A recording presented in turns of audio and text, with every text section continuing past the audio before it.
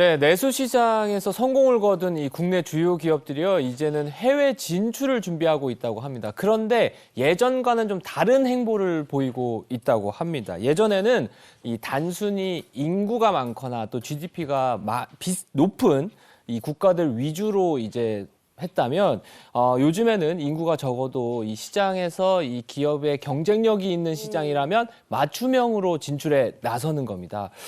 그래서 오늘 준비한 주제는요, 이 국내는 좁다. 맞춤형 해외 진출에 나선 K 기업들입니다. 뭐 예전엔 몇 개국에 수출했는지 혹은 뭐 구매력이 높은 미국 같은 나라에 네. 수출했는지 이게 중요했는데 이제는 그 기준이 좀 변하는 것 같아요. 전략적으로 달라지는 거죠. 기업이 가진 경쟁력을 가장 잘 살릴 수 있는 곳이 어딜까? 그런 곳을 찾아내야 될 텐데 대표적으로 어디가 있습니까? 자, 먼저 우리나라 대형마트 빅3 중에 하나죠. H사의 사례입니다.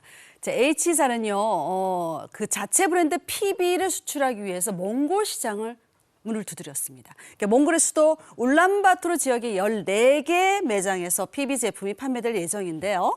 자, 몽골 현지에 불고 있는 K푸드 열풍에 힘입어서 상품 배치에도 신경을 썼다고 합니다. 매장에는 가공식품과 조미료, 건면 같은 국내에서 인기 있고 또 현지 수요도 높은 200여 종을 엄선했습니다. 자, 내년에는 냉동식품까지 판매 시장을 넓혀갈 계획이라고 합니다. 몽골의 한류 열풍이 불면서 한국 편의점이 많이 늘어났다고 하거든요. 네. 이제는 대형마트까지 볼 수 있겠어요. 이렇게 몽골 시장을 공략하는 이유가 따로 있을까요? 우선 울란바토르는요, 몽골과 동탄을 합쳐서 몽탄 신도시라는 별명이 붙을 정도로 이 한국에 대한 애정이 넘치는 곳으로 알려져 있습니다. 그러니까 한국 문화에 익숙한 젊은 인구층이 구매력으로 이어질 가능성이 크다고 하는데 또 다른 이유가요. 몽골의 성장 잠재력 때문입니다. 그러니까 몽골 지역은 제조 인프라가 부족해서 수입 상품에 대한 의존도가 높고요. 제품의 시장 판매가도 다소 높게 책정돼 있다고 합니다.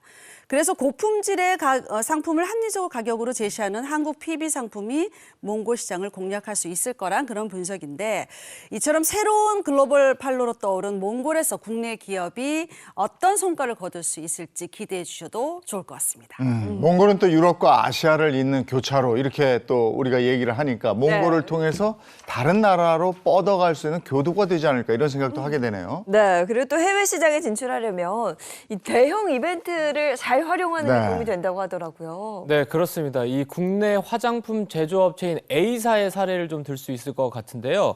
이 중국은 이 한국 화장품 업계의 큰 손이기도 합니다. 그리고 또 동시에 기업들이 경쟁을 펼치고 있는 레드오션이기도 하고요. 그래서 A사는 지난달 이 중국 상하이에서 신규 제품 출시 소식을 알리면서 유명인이 참석하는 대형 행사를 기획했습니다. 행사에는 글로벌 앰베서더인 배우 틸다 스윈튼을 비롯해서 중국의 유명 배우 바이징팅 등 300여 명의 인사가 등장했는데요. A사는 이 라이브 스트리밍을 통해 현장의 열기를 중국 소비자들에게 고스란히 전달했다고 합니다. 야, 이렇게 평소에 보기 힘든 세계적인 유명인들이 한자리에 모였으니 중국 시장에서 뭐 제대로 눈도장을 찍을 수 있었을 것 같아요. 이번 중국 행사에 앞서서 서울 행사도 또 화제가 됐었다면서요? 네, 그렇습니다. A사는요, 지난달 4일 서울에서도 이 브랜드의 출시를 알리는 기념하는 행사를 진행했습니다.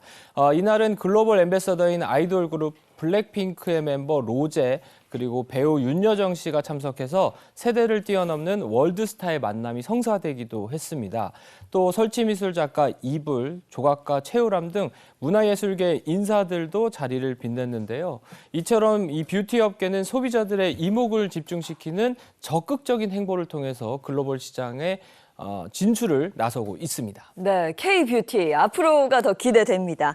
그리고 이 K-팝보다 수출 규모가 무려 9배나 많은 우리나라 콘텐츠가 바로 K-게임이라고 합니다. 요즘 뭐 게임사들도 해외 시장 공략에 본격적으로 나섰다고 하는데요. 네, 그렇습니다. 자, 국내 게임 개발사 엔사의 경우가 대표적인데요. 엔사가 처음 진출에 나선 나라가 대만이나 일본 같은 아시아권이었습니다. 실제로 지난 2022년 실적 발표를 보면 한국 매출이 1조 6,246억 원을 기록했고요. 아시아권이 6,252억 원으로 그 뒤를 이었습니다. 그런데 북미와 유럽에서 1,650억 원의 매출을 기록하면서 세 번째로 높은 비중을 차지했어요. 이는 전년 대비 44% 성장한 수준이고 3년 연속 해외 매출 비중이 증가하는 추세입니다. 자, 이에 엔사는요, 올 하반기에 출시할 PC 게임 신작을 통해서 북미와 유럽 시장에 본격적으로 진출한다고 밝혔습니다. 이 북미 유럽 시장은 전 세계 게임 시장의 절반을 차지하고 있거든요. 우리나라 게임이 여기서도 성공을 한다면 정말 단번에 수출 효자가 될 수 있을 것 같습니다. 그러면 북미, 뭐 유럽 이쪽 사람들을 공략하기 위한 어떤 전략을 가지고 있겠죠? 네, 그렇습니다. 이 콘솔 게임이 활성화되어 있는 북미와 유럽 시장에서는 콘솔의 이 세밀한 컨트롤을 통해서 게임을 좀 즐기곤 하는데요.